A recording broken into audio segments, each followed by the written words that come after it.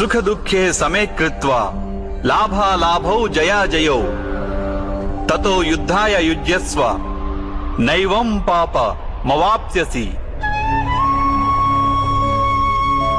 అంటే సుఖ దుఃఖాలను సమానంగా భావించి లాభం హాని జయాపజయాల గురించి ఆలోచించకుండా నీవు యుద్ధం చేస్తే కౌంతేయ, నీవప్పుడు పాపంలో భాగస్థుడవు కాబోవు.